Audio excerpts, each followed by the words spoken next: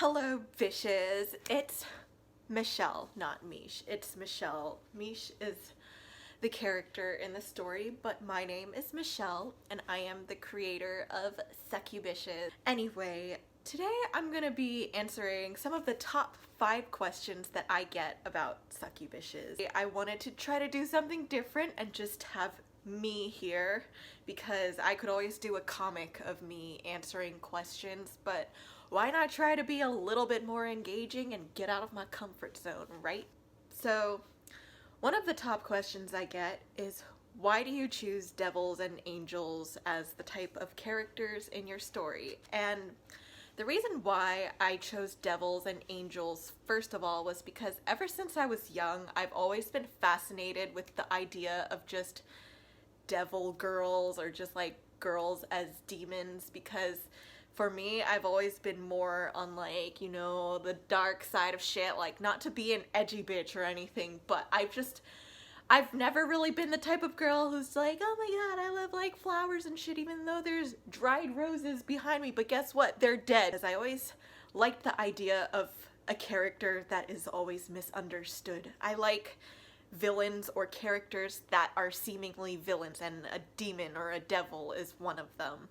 And I've always just wanted to tell a story about, a devil girl that's just like living her life, and she's not actually a bad person or a bad character or a bad villain.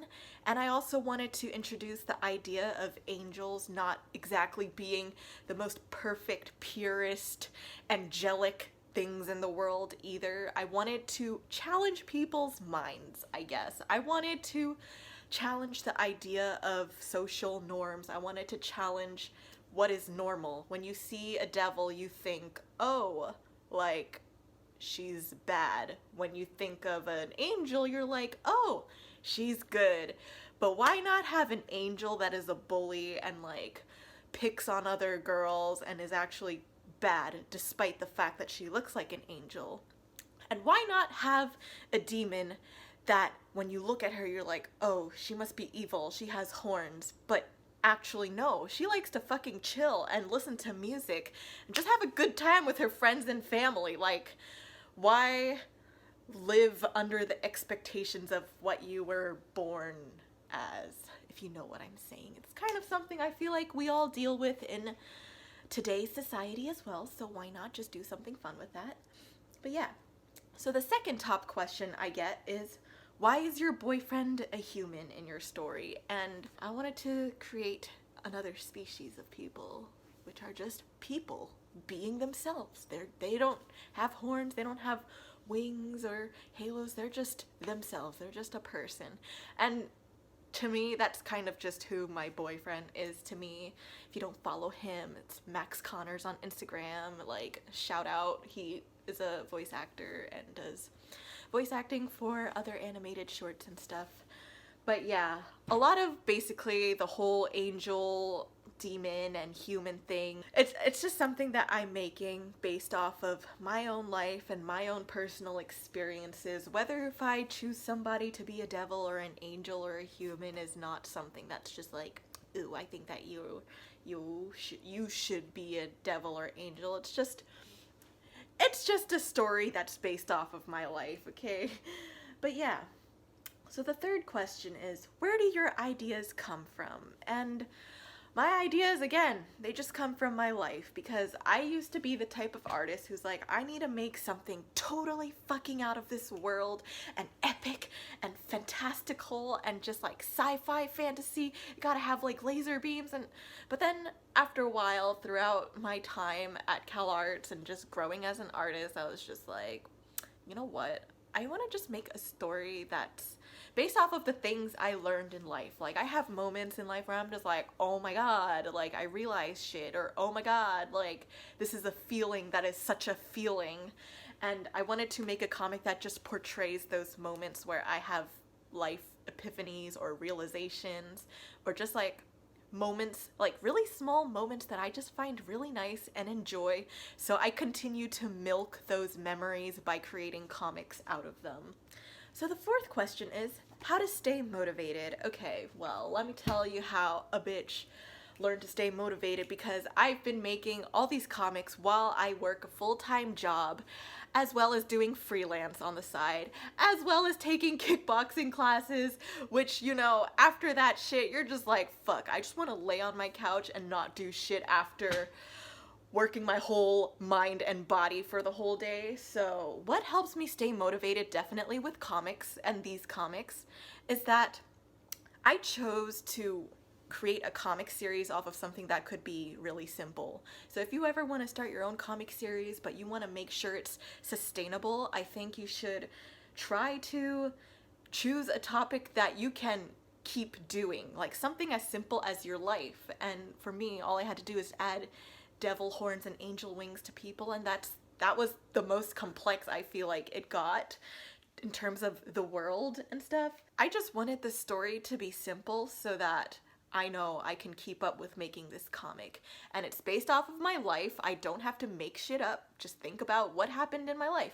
The moment that I think of things nowadays, I will immediately type it on my phone. Like, even if I'm in the middle of doing something, if I just got out of the shower and all of a sudden I have an idea, I will just run to my phone or my laptop and just write it down, because I will hate that moment in the future when I'm sitting there and I'm just like, yo, I had a fucking idea before, but I forgot it, and now I'm just wasting more time trying to remember this idea that if I just spent those 30 seconds earlier writing it down, I would have saved so much time and energy. And yeah, so yeah, choose something simple, keep writing down your ideas.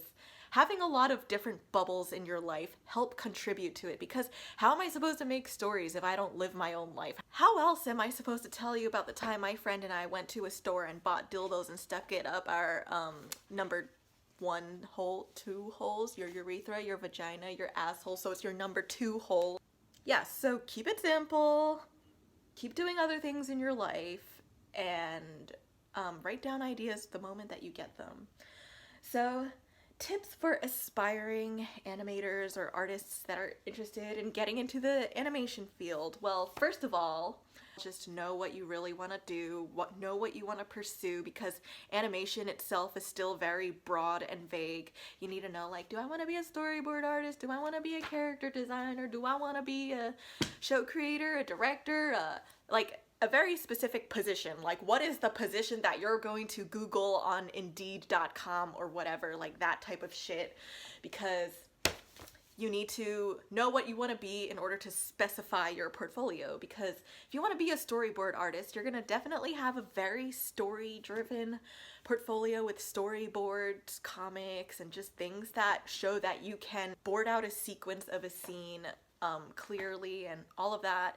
If you want to be a character designer, like, obviously I'm not a character designer, but you need to show that you can create like different characters that can tell a story within their design and all of that shit. But so yeah, just first of all, you need to know what you want to specify in. Two, I tell this to every person that ever messages me on Instagram. I'm sorry if I am really late to responding to messages, by the way. It's really hard, but I try. So definitely take figure drawing classes, or take some sort of life drawing class that requires you to draw a living thing in front of you within a certain amount of time, because I think that was one of the most valuable skills I've learned that allows me to draw like so fast. People always wonder, Michelle, how the fuck do you work so fast? But I honestly think it was from those years of figure drawing. Like, I've been taking figure drawings since I was in high school, because I knew I wanted to get into CalArts and I knew I wanted to get into animation, and figure drawing was one of those things that was always emphasized, and I can definitely see why. When you're an animator or a storyboard artist or whatever, I think drawing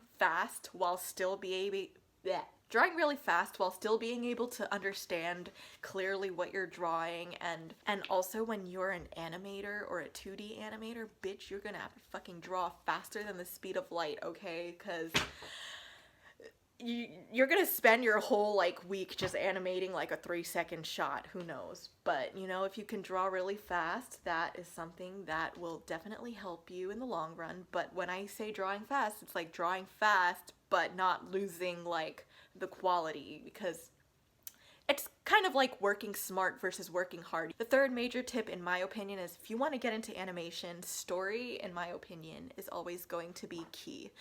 Over time, as being an artist or an animator or a storyboard artist, the type of works that hit me more are the ones with stronger stories, even if it's told in a simple illustration or even if it's just told in a short film or a comic.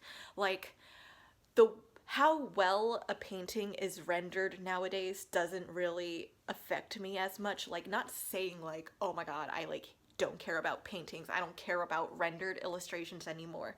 That's totally false. I still love paintings, I still love fully rendered artwork, but the ones that affect me and motivate me to want to create a story that is just as impactful are like normally comics that like took a person 30 seconds, 1 second, if that's even possible, to make, like, versus a fully pretty picture or something like that. So I feel like when you're creating work for animation, always think of a story behind what you are doing. Don't just make something for the sake of it looking pretty and cool. Like, you can definitely practice that while trying to create an appealing piece and trying to convey appeal in a piece. But I feel like story is just one of those things that's just more meaningful and can reach out to someone. And I feel like art ultimately is a form of communication. And I want to be able to reach out to people, and it took me a long time to really learn that. So always include a story, and it could be about your life, it could be about your friend's life, or it could be about a thought or something you have, and just like have the drawing do something with it. It's kind of like life itself. It's like, okay, are you gonna like a person more for the way they look? Or are you gonna like the person for who they are, their personality, and the story behind them? And I mean, if they look super fucking hot too, then A++. Everybody is hot at the end of the day, by the way. So just saying, you're all hot and beautiful bitches, and thank you for watching this and looking at my face for a good 10 to 15 minutes. I don't know how long this video is gonna be, but I hope this answered some of your questions, and if you guys liked this, I'll do more of them in the future. But yeah, this was really fun to do. So thank you again for listening to me talk.